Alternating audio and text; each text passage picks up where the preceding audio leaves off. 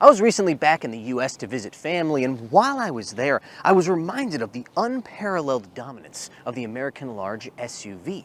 Everywhere I seemed to look, there was a Tahoe or an Expedition lumbering down the road. And as I watched these behemoths, I couldn't help but think to myself that I'd found the one segment where Chinese upstart brands could not threaten our American car makers. And then I drove the Denza N9, and now I feel less confident about that. Welcome to Wheels Boy, where we cover the newest, coolest, and wildest vehicles from the Chinese car market. Be sure to like, subscribe, and hit the bell. Spots for the 2025 Wheels Boy EV Tour Shanghai are almost full. There's only a few left. So if you'd like to join me for a guided tour of the 2025 Shanghai Auto Show, followed by a 3-day driving tour of some of those beautiful parts of China in a fleet of interesting Chinese new energy vehicles like the Denza N9, be sure to reach out to us ASAP at tour@wheelsboy.cn.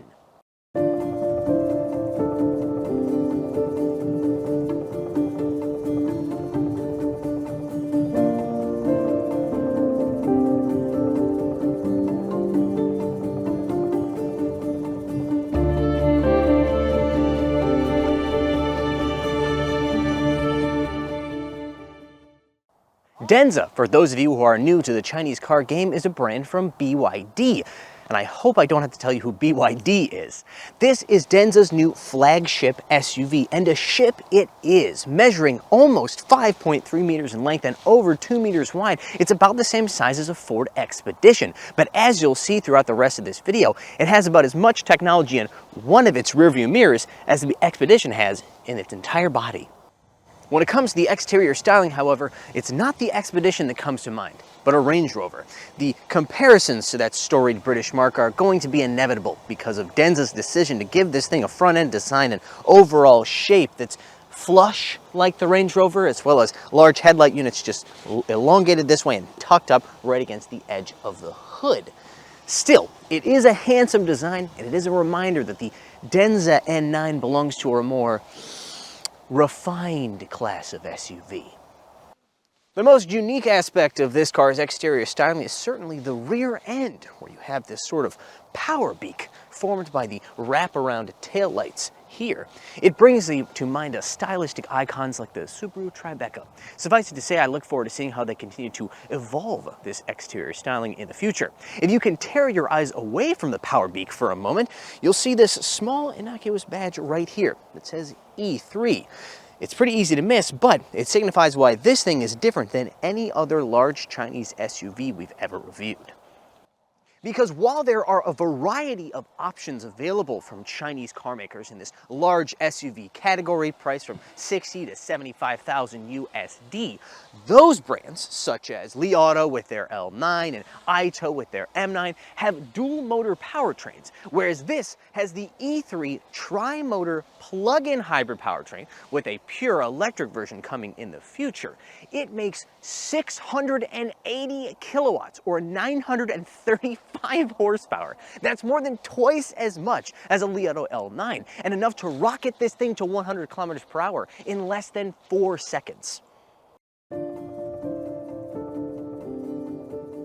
As was the case with the Denza Z9 and Z9 GT, the E3 system not only provides massive power, it also makes the N9 what is probably the most maneuverable large SUV on the planet.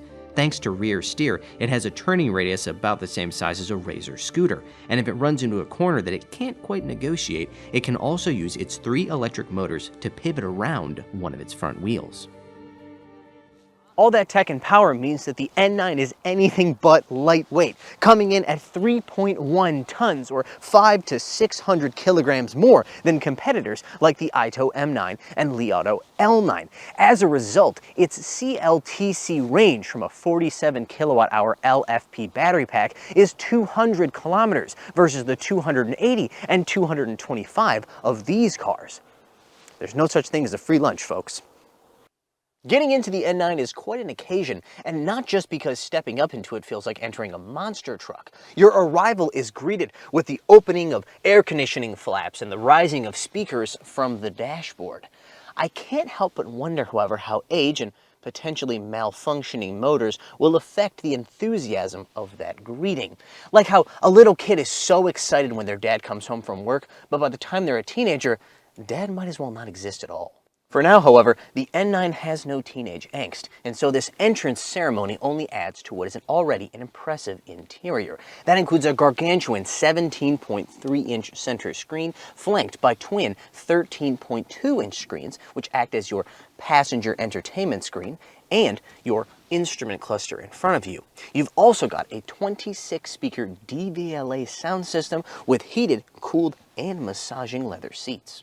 Between these seats, you have not only dual 50-watt wireless charging pads, but dual refrigerators. That's right, not only do you have one here for the front passengers, you also have a larger one that slides out from the bottom of the center console for rear passengers as well. We also found dual refrigerators on the Z9 and Z9 GT. That's the sedan and wagons from Denza, which I found to be a little bit of overkill. They make more sense on a family SUV like this, but honestly, I probably would have preferred to have more regular storage space here between the front seats.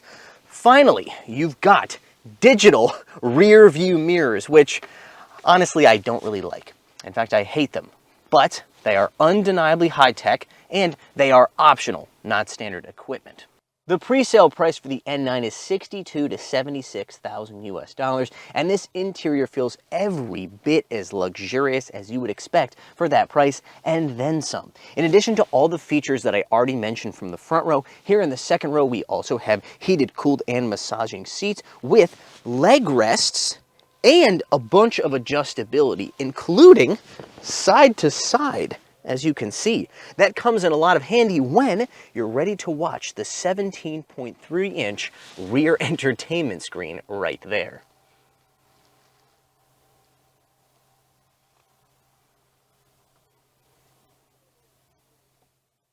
My only complaint is that while this 3.1 meter wheelbase is very generous, these leg rests are writing checks that the N9 simply cannot cash because there's not enough space for you to actually extend your legs out with having your feet run into the bottom of the front row, unless you're willing to adjust that front row far enough forward, in which case it's essentially uninhabitable. That means it's only useful for those rare occasions when you want to sit in the back seat and watch a video.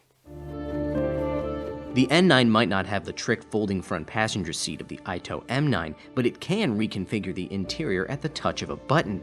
That includes turning the first or second row into a bed.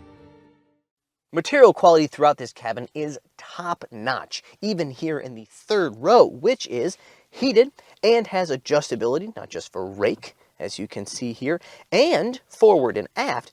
It also has, what I've never seen before in a third row of any vehicle, adjustable seat bottom angle like this. This essentially acts as a form of low back support, allowing you to create the best or most comfortable angle for yourself when sitting in the third row.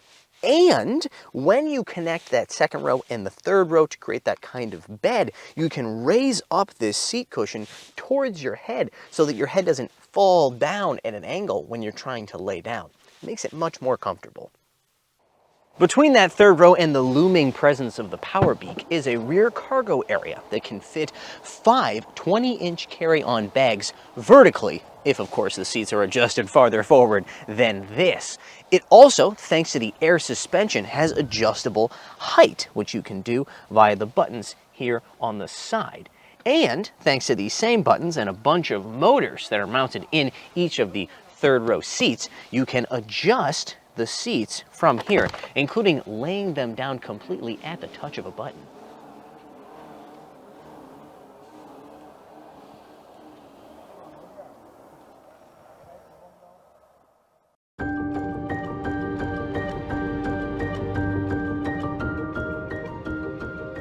I've really enjoyed Denza's most recent wave of products, including the Z9 sedan and Z9 GT wagon, both of which use this same E3 powertrain and D6A air suspension, so I was very excited to see what they could do with that system underneath of a large SUV like this. First off, no surprise, with almost 1,000 horsepower, this thing is incredibly quick off the line. I personally hit a 100km/h time of 3.8 seconds with myself and an instructor in the vehicle earlier today on a closed course. If and when you get tired of making your passengers uncomfortable through sheer speed, you can rely on the Denza A's dual-chamber air suspension to deliver a very comfortable ride, smoothing out all of the potholes and harshness of the surrounding world and delivering a very, very solid feeling experience. One that really does approach the bank vault levels that you get from something like a German large SUV such as the BMW X7 or Mercedes-Benz GLS. Only this thing is much faster.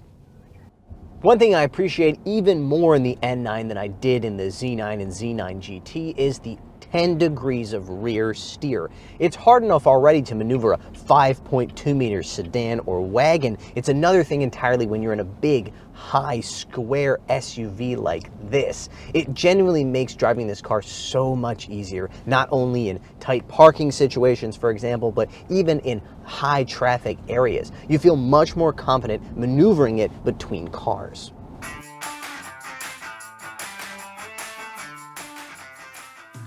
Although Denza is not selling the N9 as a hardcore off-roading SUV, they still want you to know that it's pretty capable off-road thanks to the E3 system as well as the Denza A suspension, so they brought us to a closed off-road course to see what it can do.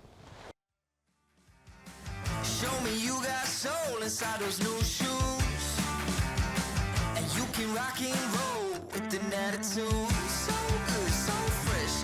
This was hardly king of the hammers level off-roading, but it was enough to prove that the N9, with an approach angle of 21 degrees, a departure angle of 22 degrees, and maximum ground clearance of 221 millimeters or 8.7 inches, was more than capable of taking you to your campsite in comfort.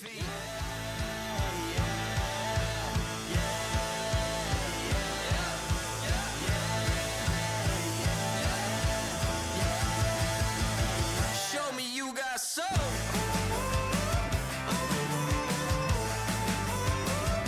Just the way you like it. So good, so fresh.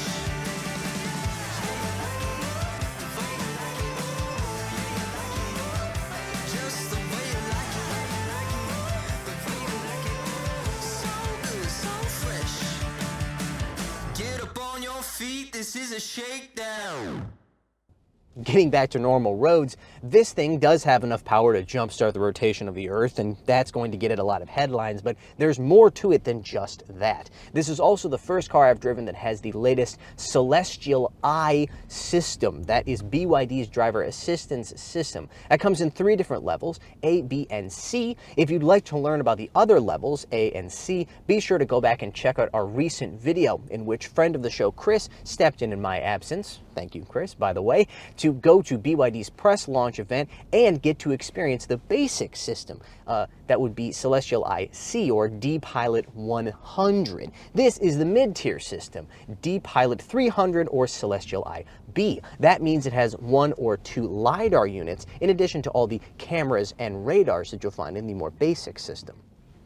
My time behind the wheel with the Celestial IB/D-Pilot 300 system today has been limited, so I can only give my first impressions, but they are quite good.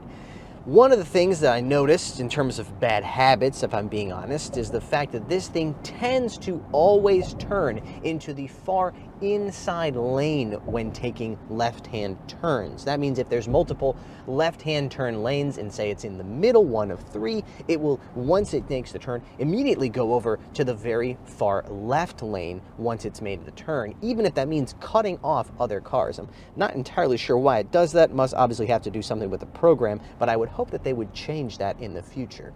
Other than that, I honestly can't find that many things to complain about. Braking habits are generally quite good. There's been a couple of circumstances in which it was a little bit heavier on the brakes than I felt necessary, but I did feel as though the system was always aware of its surroundings and it never made me scared that it was going to run into anything, which I mean, that's the baseline of a system. If it's going to do that, then you're never going to use it. This, I think, doesn't quite get to the same level as the latest Huawei or Xpeng systems, but it is to a point now where I think I might actually use it in my daily life were I to have an N9.